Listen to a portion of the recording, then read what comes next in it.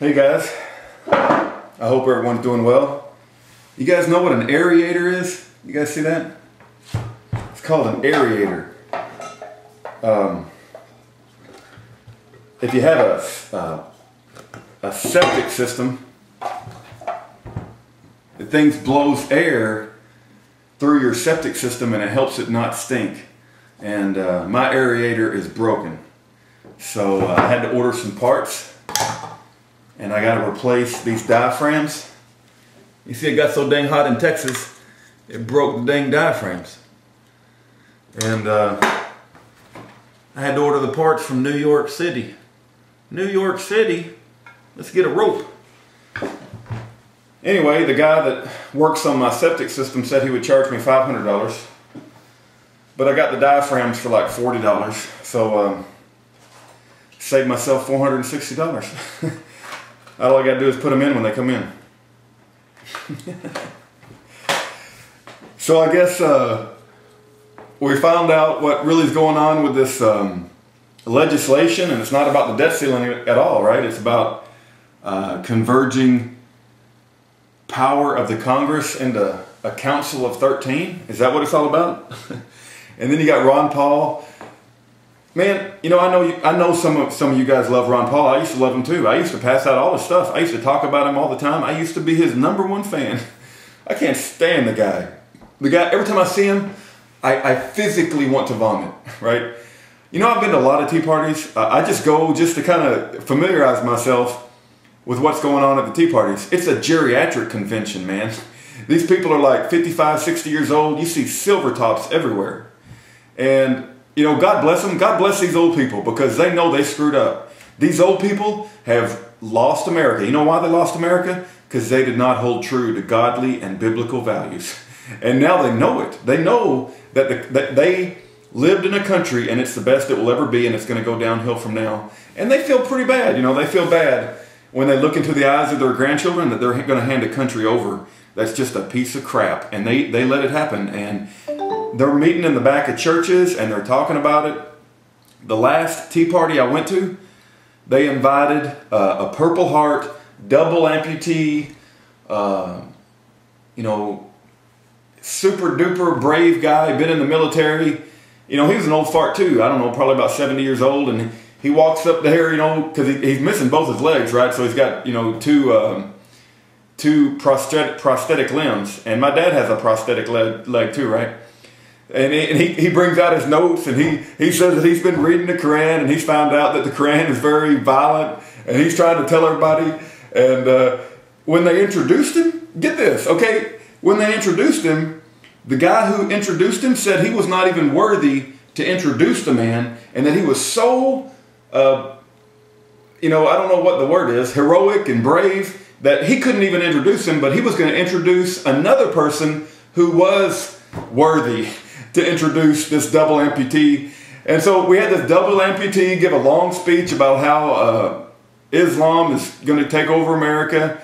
And before he gave the speech, my wife went up to him and said, "Do you mind if we tape your speech for YouTube so we can help get the word out?" And his response was, "Oh, no, this is a dangerous topic. There's people get killed for what I'm going to talk about." And they just talked for like 10 minutes. His introduction was about how brave he is and how he's taking a stand for America. And he gave a pretty good speech, man. I mean, it was right on up there with Satan's bowel movement. You know, he went through the Sharia law, the abrogation, taqiyya, all the violent verses, no rights for women. He covered it all, you know. But at the end of the speech, you know what he did? He said, "Hey, I'm selling a book. I'd like to sell you some books over here. I'll sign them. I'll sign these books. They're only $2 more than what they're for sale at Amazon.com.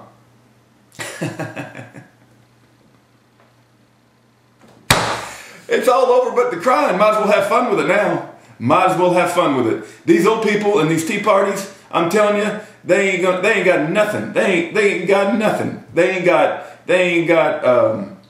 ain't got balls to say the truth. You know why? Because they ain't got conviction in their beliefs.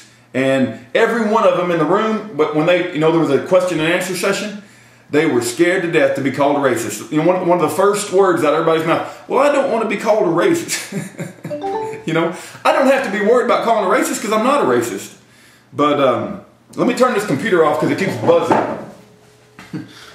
You know, every time I try to make a video, the phone rings, the computer buzzes, and I end up having to start over. I just don't feel like starting over again.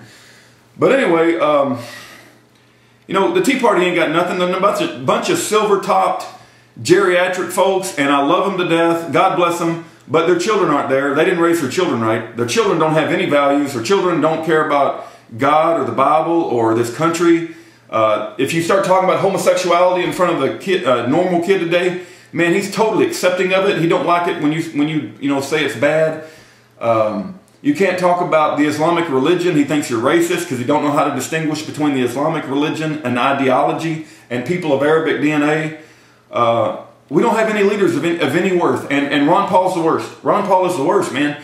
Ron Paul didn't have enough sense that to put his reputation on the line and to come out hard against the birth certificate issue. Ron Paul had the Lord of the Rings, that little ring that could have saved the whole country of America. He could have gone down in history as being, you know, the most patriotic person in America, in the world, the whole world, if he had just pursued the birth certificate issue and gave it credibility, which it does deserve because everything that the birther was saying is true.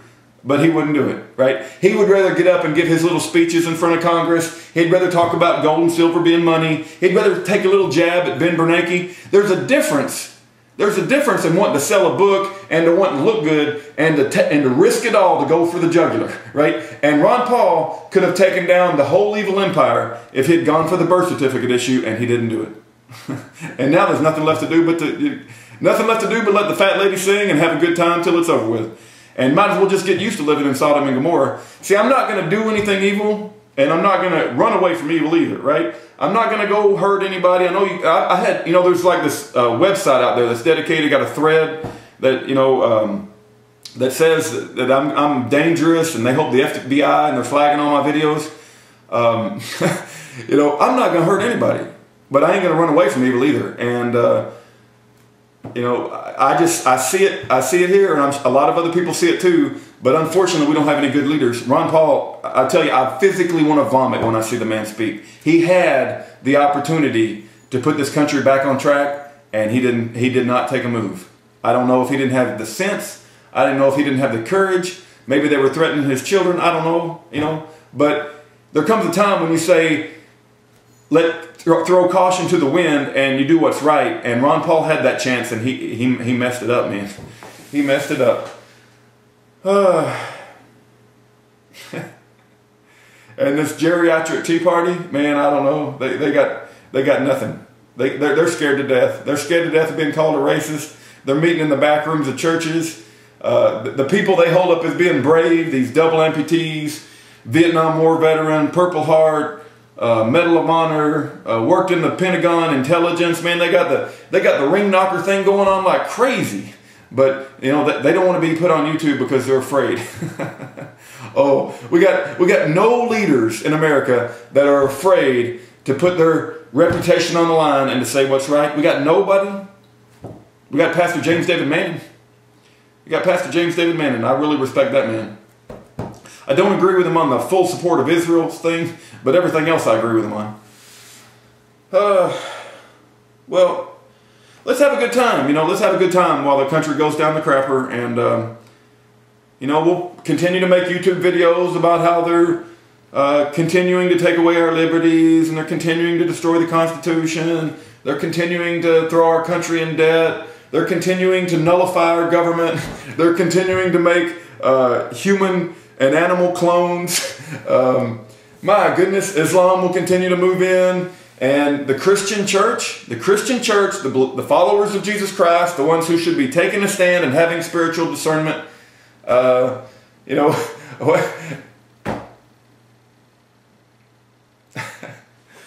I'm sorry, I kind of a little bit speechless tonight. I'm kind of a little bit speechless, but hey, I ain't going to let them steal my joy. I ain't going to let them steal my joy till the very end. You know, I feel like I'm the most blessed man on planet Earth. I really am. I know that I'm sorry for cussing. I know that the crap is hitting the fan all over the United States and the world.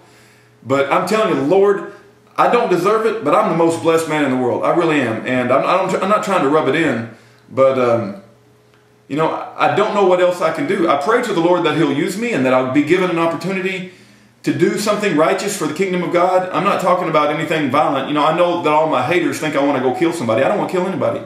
I just want the truth to get out there. But all of our leaders have let us down. So we need a David and Goliath. See, David was a little shepherd boy, and everybody was scared of the giant. And the little shepherd boy went out there with a little slingshot and chunked it at his head, and it killed the giant. It killed the evil. That's what we need, right? We need a David with a David and Goliath, but, you know, I guess Satan wised up, and he's controlling our media. He's controlling our schools. The church is just anemic and weak, and there's just deception everywhere, and I'll continue to pray, and the Lord can turn it around if he wants to. I have no doubt the Lord can turn it around, but you know, sometimes the Lord just lets the country reap what it sows, and we have sowed some bad seed, man. We have sowed some really, really bad seed, and I do still pray for America. I pray that the Lord will see fit to save us, but you know, I don't know that he will. I really don't know. You know, he hasn't clued me in.